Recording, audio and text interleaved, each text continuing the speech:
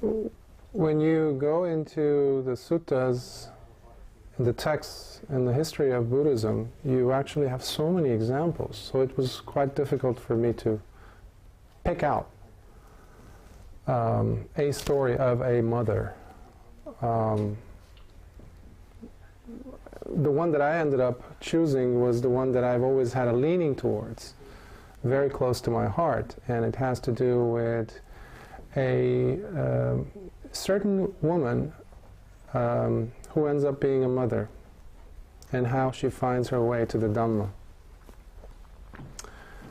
This woman that will be the topic today has to be, it's about Gautami. Her name was Gautami. She was very frail, thin, and haggard in the city that she lived. And that's why they gave her the name Kisa. Kisa means thin, very skinny, and haggard. But she had a certain quality about her. Every time she walked in her village, people knew that she wasn't wealthy. She didn't have any physical attractiveness. However, she definitely had something within her that would make her very unique. People would talk to her, people would share things with her, and they kind of looked at her as one of their own. But in the back of their minds, they always thought, sad girl, she's never going to get married. Definitely not to a rich person, whatever. Well, guess what? That is exactly what happened. She meets this, the son of a wealthy businessman who falls in love with her. Perhaps because of those very qualities that was mentioned. Okay, so it didn't take too long for her to realize that her in-laws really despised her, because they always looked at her and said, "You? Our son picked you?" So they made her feel very unwanted, uninvited, unwelcome in their home.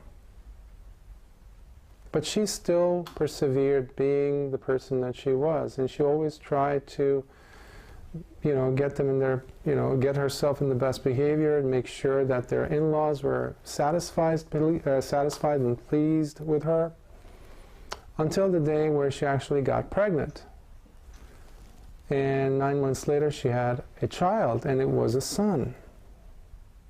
Now in India, especially in those days, having a son meant quite a lot. So automatically the importance that she got from the in-laws suddenly just went, through the roof.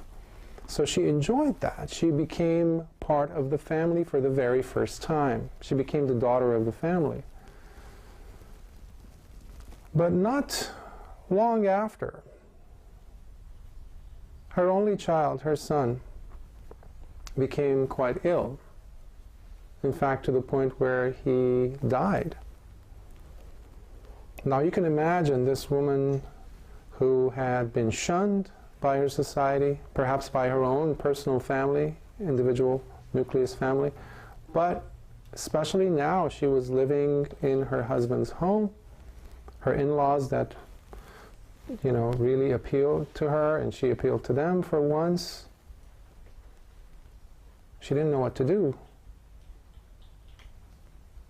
Because for her, her ticket was her son, and how much she loved him could not save him. So she did what any person at that point would do. Given the limited knowledge that she had, she went from door to door trying to find a cure, until people noticed that this boy was not sick, he was gone. But that wouldn't stop her. She went from village to village, trying to find a way, someone, anyone who would actually heal, because for her, death was unacceptable, at least given her situation.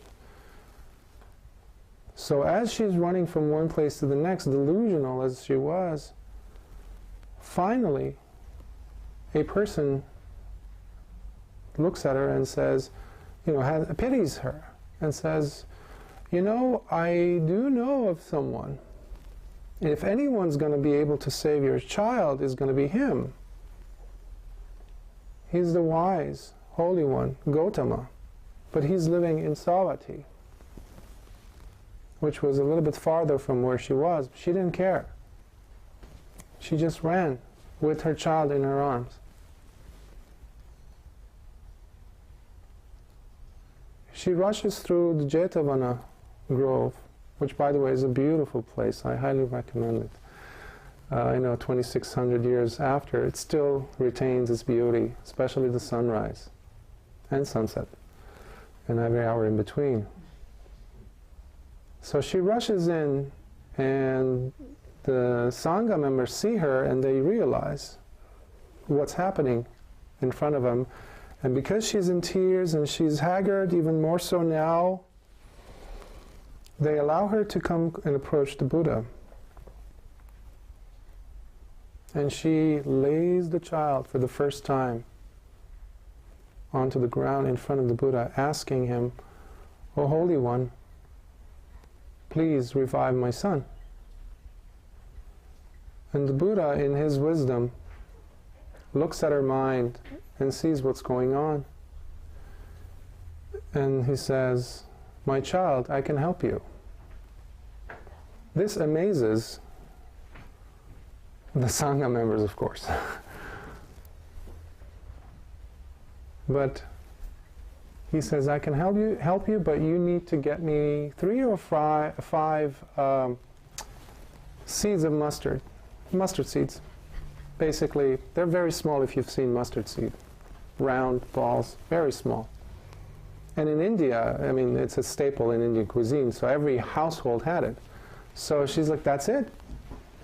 And the Buddha says, "Yes, but you need to go get the mustard seeds from a home, from a house where no death has ever occurred." She doesn't even give it a second thought. She's like, "Sure." And she rushes with her child again in her arms. And every home she goes to, of course, they offer her, because it's nothing, 5 tiny little seedlings of mustard.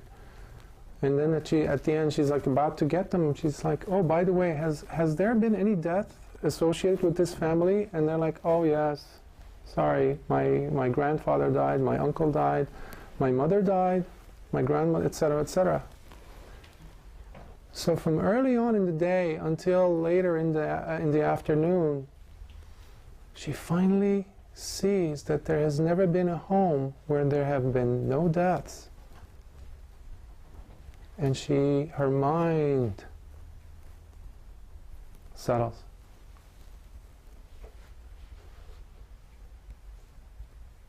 And then she goes and meets the Buddha. And the Buddha smiles and looks at her and said, "Have you brought the mustard seed, child?" And she turns to the Buddha and says, "Oh, Holy One, the business of the mustard seeds is over. I've come to take refuge," because she has realized what the Buddha's message was. She became a bhikkhuni, by the way, after she takes care of the son's body, having it cremated. And she became one of the most well-known bhikkhunis.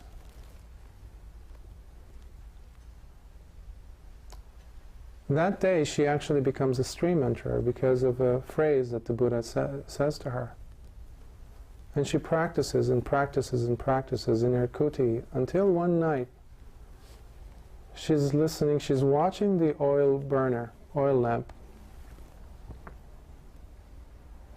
and it's sputtering, and she's looking at the flames, and they're restlessly hissing, coming into being and disappearing, coming into being and disappearing all the time. And she sees how life comes and goes. There's life and death, life and death, life and death, life and death happening all the time in front of her. At that moment, the Buddha appears to her because he realizes she's very close to become an arahant. And realizing her state of mind, the Buddha says, living 100 years without seeing the deathless state is worth nothing compared to living a single day, only a single day, and being able to see the deathless state. At that moment, she becomes an arahant, this mother.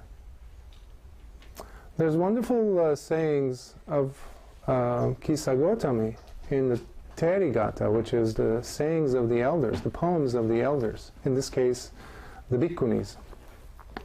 And in it she describes how hard it is for a woman, how hard it is especially for a mother, and how hard it has been for a bhikkhuni, a female monastic, to live in such difficult circumstances. But listening, reading, watching, in my mind, the interplay of these images and the stories, it's very difficult for me to distinguish the roles as to who was the mother there. See, when we talk about mothers, we look at, well, for one, mothers are the antidote. They're the antidote to fear, to insecurity. Another word for a mother is kema, which means security. And that's also one of the synonyms for the Dhamma, the ultimate refuge, the ultimate form of security.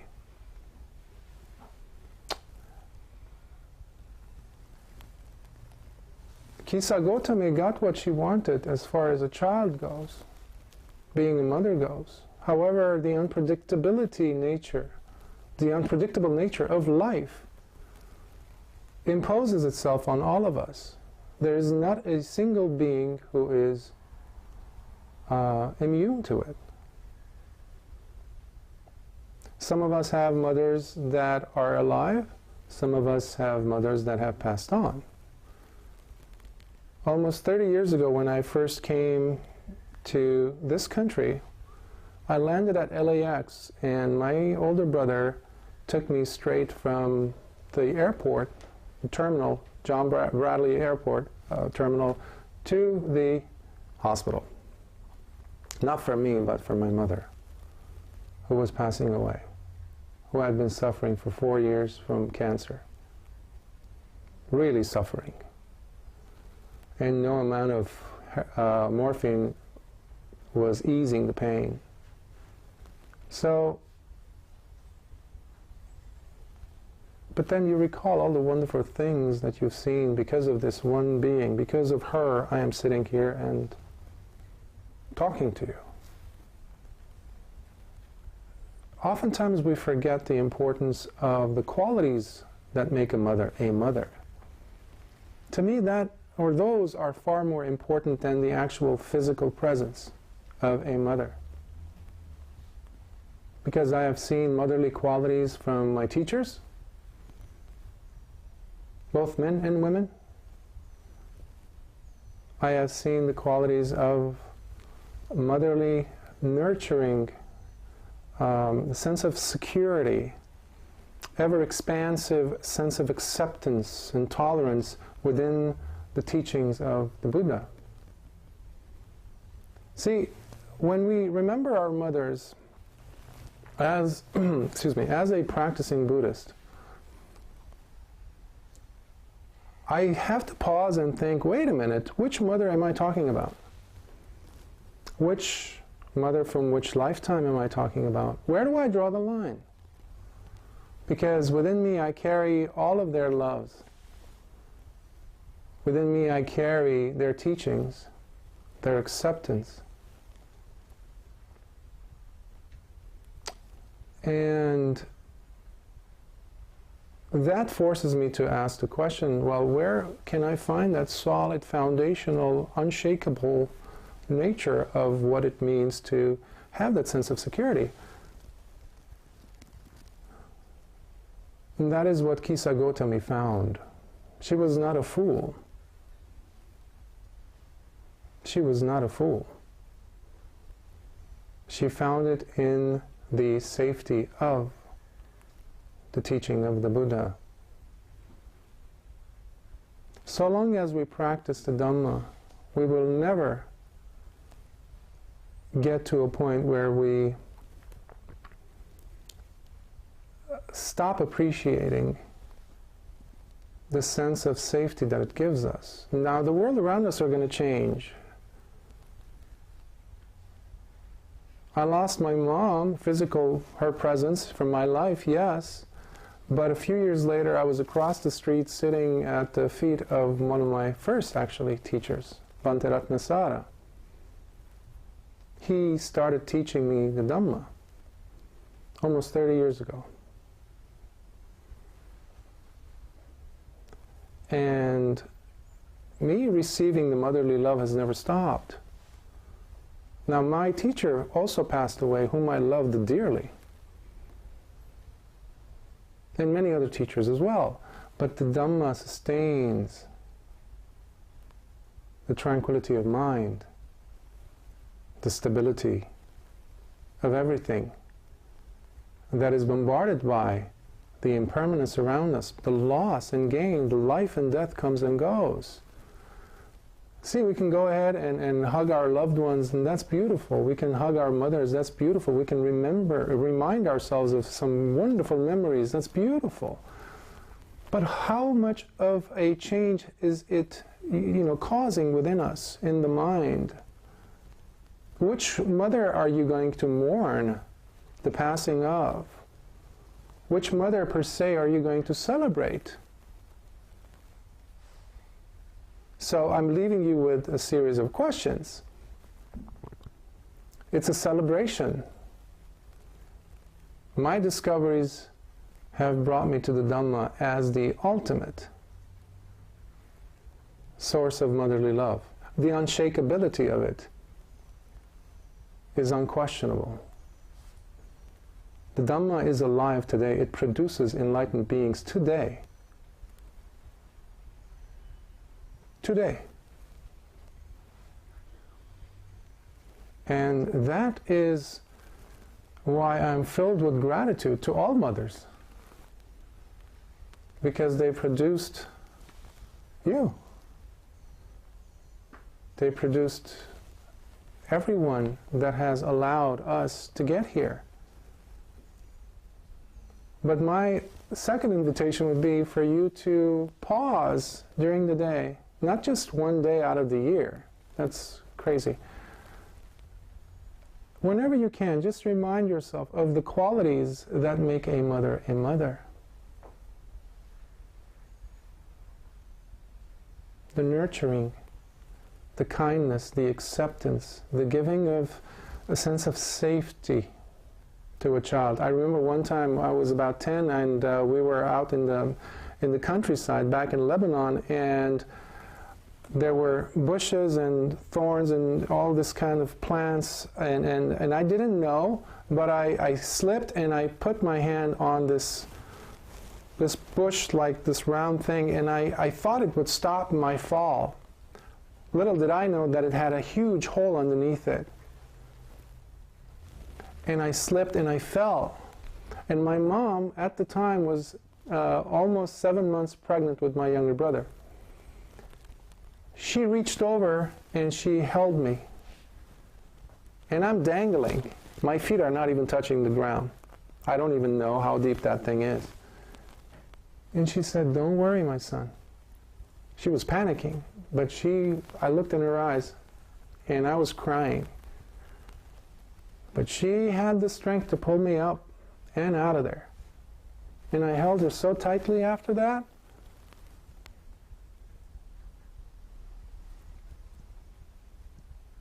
We can hug the Dhamma all the time. Every time we get to see the Four Noble Truths, every time we practice the Eightfold Path, it is always there.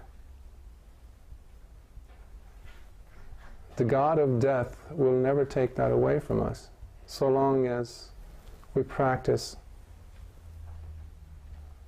with attention, with kind hearts, and with deliberate intention and compassion. So I know Bhante Shanti asked me for today, to kind of give us an opportunity, because we would like others in here at our center who might have stories to share about their own mothers and their own experiences to come forward and share if they feel like it.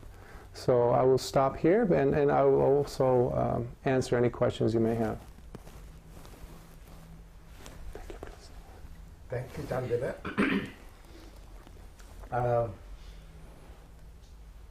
Anybody have any idea about Mother's Day, or anybody want to talk anything about their mother? Yes, Pastor. So my mother passed away a couple years ago, and when she did, I made the trip to northern Wisconsin for the funeral. Michelle here was kind enough to help me with the finances. She got some donations, and the IBMC sent flowers to the church, a Lutheran church in northern Wisconsin. And I can remember at the time I'm sitting in the pew listening to all the good words about my mother, and then I recalled a couple months before she passed away, she asked me very sincerely, she says, "Can you give me any advice?" And I thought carefully. She had found her Lutheran religion again.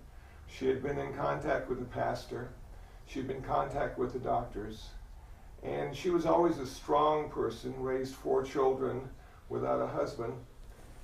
And the only thing that came to mind and mouth was, do it your way. And it seems to me, as we die, and as we have friends and relatives die, they always do it their own unique way. Thank you, Pastor. I want to say something about my mother. Actually, I think I'm a very lucky person. He also very lucky, because we both have a mother still living. And not only that, we have lots of mothers. In my temple, back in Sri Lanka, we have at least 50 families. Each family has a mother and grandmother both. So they all are like my mothers, because they all feed us. You know, they bring the food for the temple, and they take care of the monks. So we have lots of mothers back home. So I want to say thanks for all the mothers that back home, mothers who give food and all the support for us. You want to say something? Yeah, first thank you very much for your talk. It's very interesting, Chandana. I have got a question to ask you, but I'll ask it later. This is my, feeling towards my mother. I'm here today is because of my mom. She was the person who helped me to become a monk.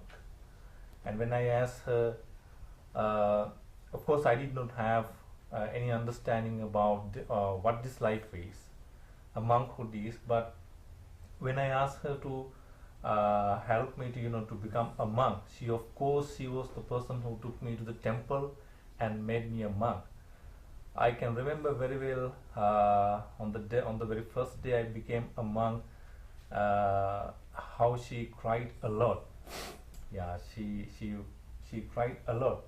But again, after 3 months, she asked me to come back to home, to this row. But after a few months, she was totally okay.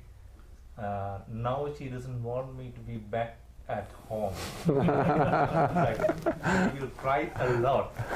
That's mother's love is, and I think mother is the dearest person for everyone in this universe. My final concern is, don't wait until for the final moment. Do whatever you can for your mom's name, and if you can visit her, if you can help her, do whatever. Don't wait for until for the final minute. Mm-hmm. You are too late. Whatever because I'm going to say this: whatever the things you are going to do once she is no more, it's meaningless from my point of view, because she is no more. She is not, she is not living with us. It's okay, you can respect her by offering many things, but while she is alive, while your parents are alive, do something. Because my father passed away a week ago. I did not get the chance to go back to Sri Lanka and attend his final rites. I was waiting for the final moment to look after him, but I lost even that also. So don't wait for the until for the final minute.